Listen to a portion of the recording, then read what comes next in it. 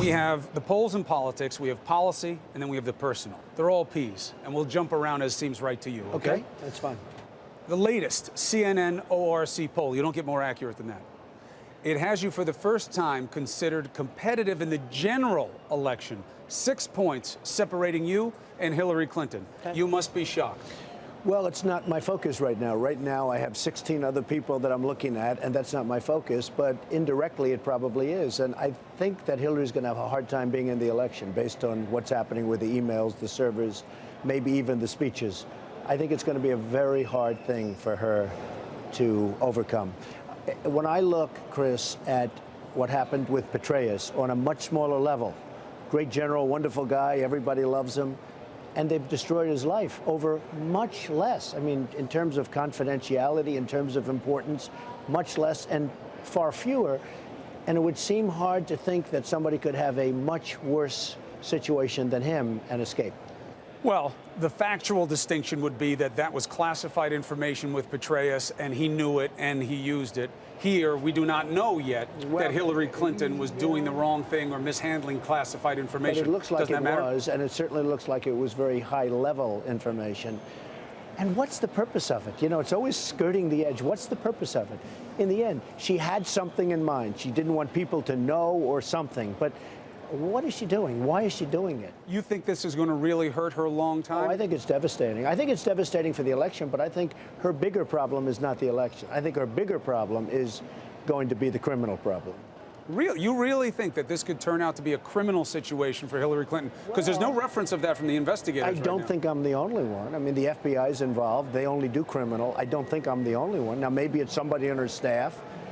But look, it's either criminal or it's incompetent. It's one or the other. There's either gross incompetence or criminal, and neither's acceptable to be president. I feel like you're skipping the headline. You're 6 points from Hillary Clinton. Nobody would have expected that. You're kind of glossing over it. Why? Shouldn't you be saying 6 points? I can't believe I'm not ahead. Well, that's one thing I could say, I guess. You know, I think we'll do very well against Hillary. Hillary's record as Secretary of State was a disaster. She was in favor, totally in favor of the Iraq War, which is obviously not a good soundbite. I think we're going to do very well. And as you know, I've been against it for years, the Iraq War. I said, you're going to decimate Iraq. Iran will take over the Middle East and take over Iraq, which is exactly what's happening. And somebody's going to come and take over the leftover oil. And who did that turn out to be? ISIS. So if you look at 2004, exactly what I said happened. So call it vision. I have to call it vision because I'm trying to get elected.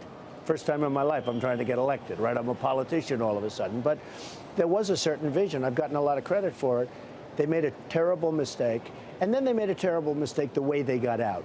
And in my opinion, they made an even worse mistake not keeping the oil, because ISIS took the oil and Iran is going to take the rest of it. People want it out, though, Mr. Trump. And they didn't want forces there. They don't want forces there now. If you wanted to do what you sometimes suggest, which is take the oil, that would take troops, that would take danger, that would take blood and treasure. Well, I'd like to take the oil and I'd give a lot of money to the people that were, to the families of the people that were killed, to the incredible wounded warriors that are all over the place. I love these people. These are the greatest people, and they're living in hell. And I'd give lots of money to them, their families. I mean, look at all the people. We spent $2 trillion, thousands of people killed, thousands, tens of thousands of wounded. We have nothing. Right now, Iran is going to take over Iraq, and ISIS has already taken big parts of the wealthy section of Iraq. Would it be worth creating more wounded veterans in order to do what you want to do there? Well, I'd see what I would do. You wouldn't have that many, I will tell you. I would just take over the source of their wealth. A big source of their wealth is the oil.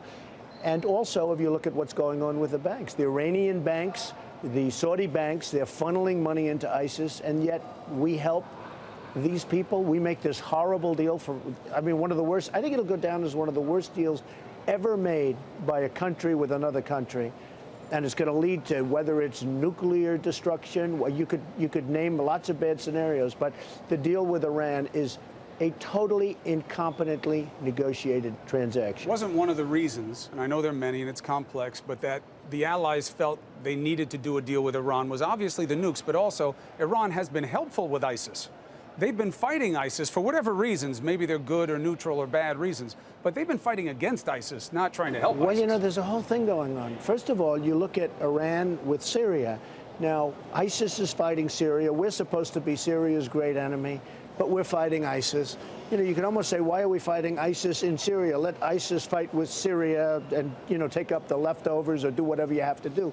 So Assad has to be looking at us and saying, hey, these are supposed to be my enemies, but they're the ones that are fighting ISIS, and ISIS is a very, very big enemy from his standpoint. So there are so many mistakes we're making in the Middle East, it's incredible. But when you look at just that one thing, ISIS wants to go after Syria.